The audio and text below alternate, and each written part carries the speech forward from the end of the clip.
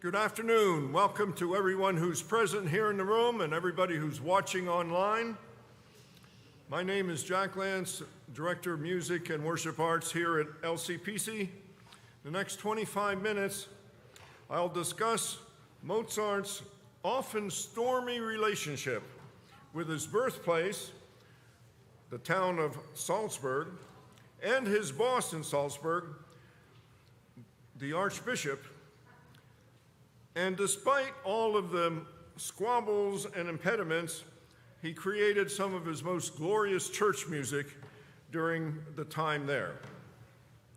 Pictured on this slide is the yellow painted house where Mozart's parents lived for 26 years and where he was born in 1756, 20 years before our Revolutionary War. However, Mozart moved out when his music career began to flourish. I imagine many of you have visited Salzburg and visited the museum that now occupies this third-floor Mozart apartment. Our concert today features the music of Mozart, the most famous son of the Austrian town of Salzburg, and was composed by Mozart in his employment as music director and organist for the Salzburg Cathedral. Johannes Chrysostomus Wolfgangus Theophilus Mozart. What a burden to put upon a baby's tiny shoulders. If there's any truth underlying the belief that a name can in some measure foreshadow a child's future, then surely Wolfgang Mozart came honestly by his heritage of greatness. For when he was only a day old, he received this 5-part name. But there was more. When he was confirmed, they added the name Sigismundus to make a total of 6 names. But as soon as he could choose for himself, the boy, the son of Anna Maria and Leopold Mozart, from this store of 6 names, decided to be called Wolfgang, to which he later added Amadeus, as we all know from the movie. Of course, Amadeus is also the translation of the Greek Theophilus, so it's a Latin version of Theophilus. So he added another name, but it really replaced the Theophilus. And he became known to all of us and all of history as Wolfgang Amadeus, a boy and then a man of great genius. A little bit about his boyhood. Almost before he could talk plainly, little Wolfgang showed himself to be a musical prodigy. When he was scarcely 3 years old, he would sneak into the room where his father was teaching harpsichord to his 8-year-old sister, Nannerl. While she was being taught, he would listen and watch, almost breathlessly. And the story goes that one day when the lesson was over, he begged his father to teach him too. But his father said he was too young, you're still a baby, we'll teach you later when you're old enough to understand. But when his father and his sister Nannerl left the room, tiny Mozart, 3-year-old, went to the harpsichord, reached up to the keyboard, and played a perfect chord, 3-note chord with his little hand. I imagine he used both hands to do it, but the story is he used one hand. And Leopold Mozart, the dad was in another part of the house, heard this and came running in and suddenly figured out he had something special in his 3-year-old son. As you might imagine, the proud and very excited father decided to give him lessons. And from that day, whenever his sister had her lesson, Wolfgang was perched on his father's knee, listening with rapt attention, and often after her lesson would go and imitate his sister, play exactly what she had been playing. Leopold saw this with great pride, that both of his children inherited his musical ability, and that Wolfgang was probably a genius. So when he was 4 years old, his father relented and started to teach him how to play the keyboard. And since he was too young to read yet, Leopold would play something and say, "Wolfgang, you play it back to me." And he was amazed that Wolfgang could play not only the notes, but the rhythms almost precisely as his father had. He just had a terrific ear. When he was 5, one day his father entered the sitting room of their home and found Wolfgang bending over a table, writing busily, not with a pencil, as we all learned to write, but with an ink pen, writing something on a piece of paper, often smudging it a little bit, and running back and forth and filling this paper with notes. His father said, "What are you trying to do? What are you doing, Wolfgang?" And the curly-headed Wolfgang raised an impatient gesture and said, "I'm composing a concerto for the harpsichord. I've nearly finished the first part. Let me see it." "No, please, I haven't finished it." But even as he spoke, the eager father had taken up the paper, carried it over to a friend who had just walked in the door, and they looked at it together, and suddenly Leopold said, "Why, it really does seem to be composed by rule, but it's so difficult no one could ever play it." "Oh, yes, they could. It must be studied first," exclaimed little Wolfgang eagerly. He ran over to the harpsichord, and see, this is how it begins, and he was able to play enough of it to show his idea in writing it down, what it really had been. It really was music. And his father and friend looked at each other, exchanged glances of amusement that was not untouched with awe. And if you have visited that third-floor apartment where they lived and looked through what is on display, this piece is on display. His father saved this piece and some of the minuets that Mozart wrote when he was age 4. It's amazing. And there's a note that says the preceding minuets were learned by Wolfgang at age 4. But moving on, as he became an adult, the pathway wasn't always so smooth. He was precocious, he was ambitious, but he was rather brash. The Principality of Salzburg was governed by an archbishop, one of the few times in history that a person of the church was also in charge of the government. So the archbishop ruled over the government and the ecclesiastical domains. He was a prince in the Holy Roman Empire, later called a count. He was actually the highest ranking archbishop in the Holy Roman Empire. Pictured here is Archbishop Sigismund von Schrattenbach. This was the archbishop when Mozart was small, and you can see a little Mozart pictured next to him there on the right side. Mozart and this archbishop got along fabulously. It was wonderful. But when Mozart grew up, he encountered a new archbishop, Hieronymus Count Colloredo. He was from Vienna. He brought with him some Enlightenment ideas, anti-clerical reforms imposed by the Emperor Joseph II, including streamlining and simplifying church worship, shortening the service, and streamlining church music. Mozart complained in a letter to his mentor, Padre Martini, who was in Bologna, that our church music here is very different from that of Italy.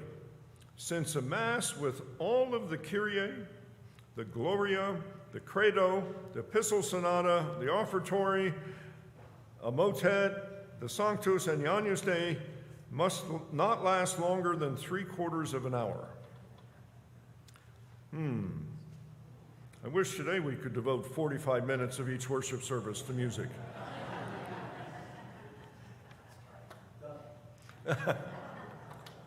But though this Archbishop Colloredo was an accomplished violinist who sometimes played chamber music with court musicians, it's apparent that he preferred playing music rather than listening to it, particularly in church. It's interesting, you'll notice in the music we're doing today that except for the first piece, there are no introductions to the movements or very, very short introductions. I think Mozart, in following the rules, tried to shorten the pieces by taking out the instrumental introductions and sometimes instrumental codas at the end.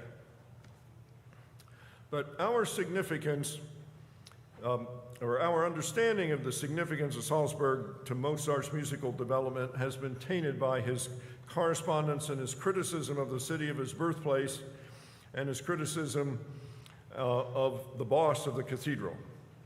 To hear Mozart tell it, Salzburg was a provincial backwater governed by an arbitrary clerical tyrant who disrespected both his person and his music until his final dismissal with a literal kick in the pants by the Archbishop's Chamberlain in 1781.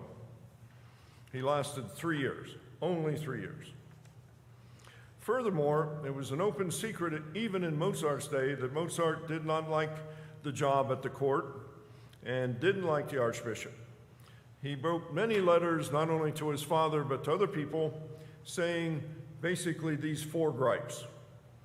The Archbishop lacked the sensibility to appreciate Mozart's enormous talent. The Archbishop didn't pay him enough, didn't pay him what he deserved. The Archbishop treated him not only like hired help, but even with disdain and contempt. And the Archbishop prevented Mozart from meeting influential people because Mozart had ambitions to go beyond Salzburg to Vienna or Paris, and the Archbishop, frankly, didn't care anything about Mozart. Here is the story about the day it all blew up. Mozart lost it. Mozart and the Archbishop nearly came to fisticuffs in early May 1781. Mozart was just 25 years old. Archbishop was approaching 60. On May 9, 1781, Mozart wrote to his father the following. Obviously in German, this is my translation. I am still seething with rage, and you, my dearest and most beloved father, are doubtless in that same condition. My patience has been so long tried that at last it has given out. I am no longer so unfortunate as to be in Salzburg service. Today is a happy day for me. Mozart went on to write that a week earlier, as the Archbishop and his court were making arrangements to return to Salzburg, they had moved to Vienna for a month, the Archbishop summoned him to his chambers and said, well, young fellow, when are you leaving? Mozart responded, I intended to go tonight, but all the seats were engaged. And then the Archbishop rushed full steam ahead without pausing for a breath, according to Mozart. I was the most dissolute fellow he knew. No one served him as badly as I did. I had better leave today, or else he would write home and have my salary stopped. He lied to my face that my salary was 500 gulden, called me a scoundrel, a rascal, a vagabond. Oh, I really cannot tell you, my father, all that he said. Mozart went on. My blood began to boil. I could no longer contain myself, and I said, so your grace is not satisfied with me? He replied, what? You dare to threaten me? You scoundrel, this is the door. Look out, for I will have nothing more to do with such a miserable wretch. And I replied, nor I with you. And so the Archbishop said, "Get out." When leaving the room, I said, "This is final. You will have my resignation tomorrow morning." Tell me now, most beloved Father, did I not say the word too late rather than too soon? And that was the end of Mozart in Salzburg. And in those 3 years, he wrote the beautiful music that we're going to play for you today. But as I said, with one exception, and that's a Kyrie in D minor. So for the next couple minutes, I'm going to describe some of the music.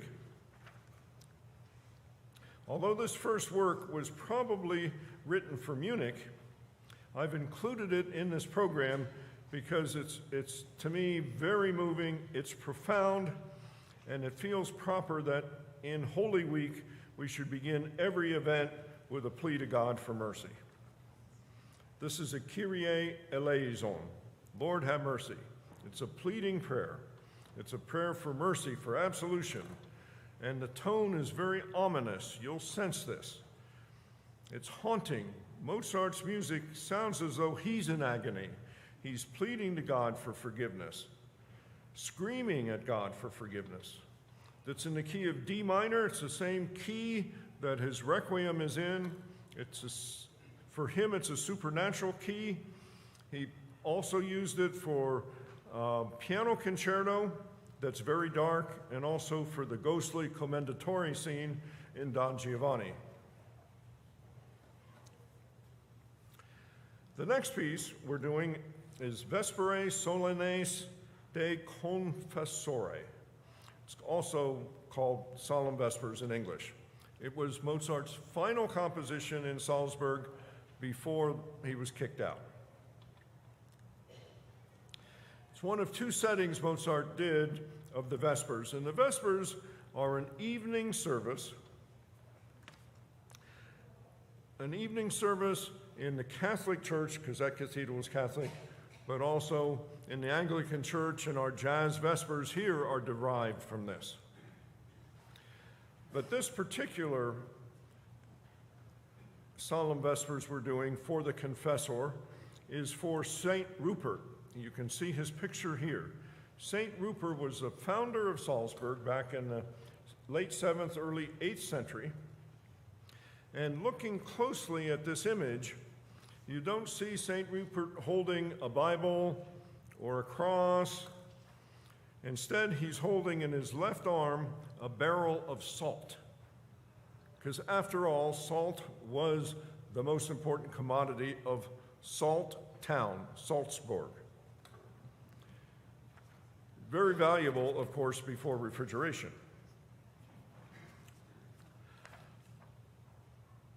The standard Vespers text includes 5 psalms and the Magnificat. We're going to do 5 psalms today and end with the Magnificat because we're doing exactly what Mozart wrote. And as I mentioned before, Archbishop Colloredo insisted everything be short. So these 5 psalms and Magnificat are about 35 minutes worth of music. Had to be less than 45. But yet, in this particular work, Mozart's music is delightful. It's very imaginative. It's almost as though he's trying to show Colloredo, even in very short time, I can write beautiful music. I should make a digression here and talk about Salt Village here. Salzburg, known for its salt mines, during World War II, the Nazis funneled stolen art into the mines around Salzburg, including one of Europe's finest artworks, Jan van Eyck's 15th century Ghent altarpiece, the Adoration of the Mystic Lamb. Maybe many of you have been to Ghent and seen that. It's a 12-panel work, and here in this picture is our U.S. Army monuments men recovering this Ghent altarpiece from a Salzburg salt mine. But I should also add another digression. Saint Rupert founded the Nonnberg Abbey for nuns in Salzburg in the year 715. This photo is of the Abbey Church. The Abbey is where Maria Reiner lived before becoming Julie Andrews. I mean, before becoming Maria von Trapp.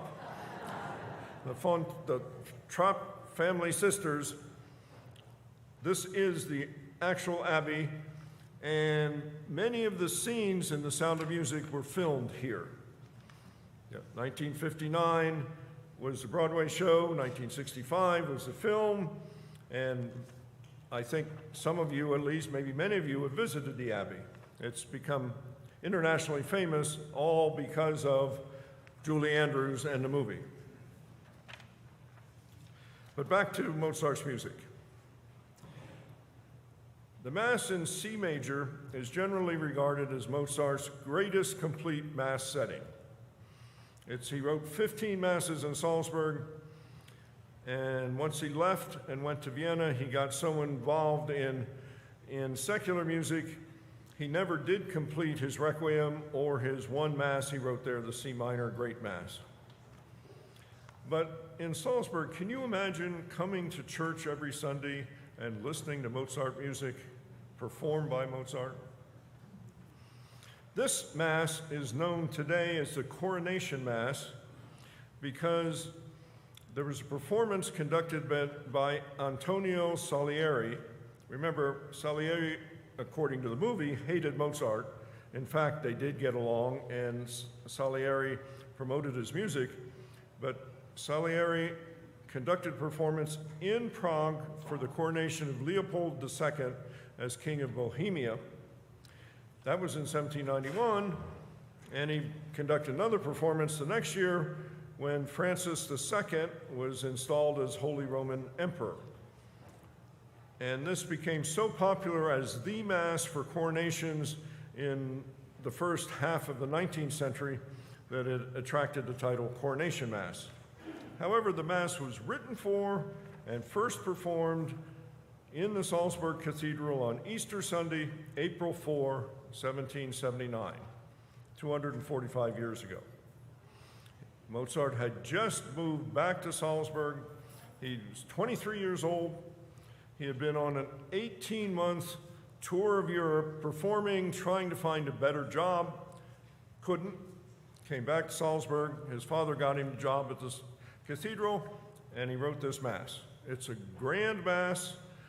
For that era, it's quite a big orchestration. It has pairs of oboes, French horns, trumpets, 3 trombones, pair of timpani, organ, as well as strings, and a choir and a quartet. And Mozart wrote grand music. He stayed away from the fugues that his boss, Colloredo, didn't like, and he dispensed with the instrumental introductions, and he wrote a Mass that can be done in 30 minutes. And since it was Easter, Mozart wrote some additional music because there are always more people here in church on Easter, right? Then as well as today. So he wrote a sonata for that same larger orchestra to go with the Mass. We're going to perform that sonata just before the Mass. So the second half of the program, we're going to do Mozart's Church Sonata and Mass for Easter, 245 years ago. In the first half, we're going to do a church sonata that went with the Vespers, the solemn Vespers. Next is a picture of Mozart's family grave. As everybody who's seen Amadeus knows, Mozart was buried in an unmarked grave. It was not a pauper's grave. For a period of time, it became the style to bury everybody together and not mark the grave. But that only lasted a couple decades. There is a Mozart family grave, which I've pictured here. The tombstones are new, of course. They aren't from the 18th century. And this grave includes Mozart's father's body, his wife Costanza's body, his maternal grandmother, and other member of his wife's family. Several weeks ago, Pastor Ross Purdy pointed out to me that Karl Barth, one of the great theologians of the 20th century, was a lover of Mozart's music.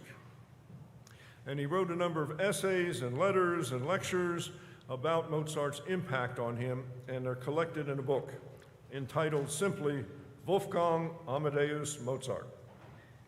I'm going to read two short extracts.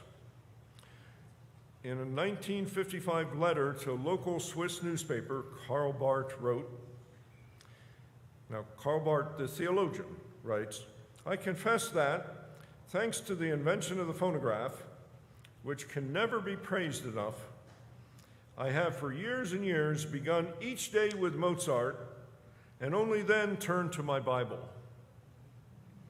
I even confess that if I ever get to heaven, I would first of all seek out Mozart and only then inquire after St. Augustine, St. Thomas, Luther, Calvin, etc."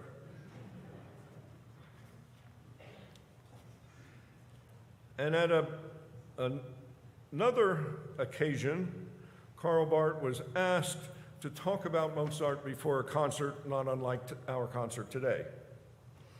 In this lecture, he said, "Mozart's music is not, in contrast to that of Bach, a message, and not in contrast to that of Beethoven, a personal confession. Mozart does not reveal in his music any doctrine, and certainly not himself. The discoveries ostensibly made in both these directions, especially in his later works, seem to me artificial and not very illuminating. Mozart does not wish to say anything. He just sings and sounds. Thus, he does not force anything on the listener, does not demand that he make decisions or take any positions. He simply leaves the listener free. Doubtless, the enjoyment he gives begins with our accepting that." So we present this music today as a worship service, not as a performance. So we ask you, should you be inclined to applaud, please hold your applause till the end of each half rather than between the movements of the pieces. And I leave you here with two statements. These are Mozart quotes, not Karl Barth. First is a statement by Mozart about his faith, and the second, it seems related to what Barth was saying about Mozart. It's another Mozart observation about music. And now I invite the choir and orchestra to join me so we can proceed with our concert. Thanks again for coming.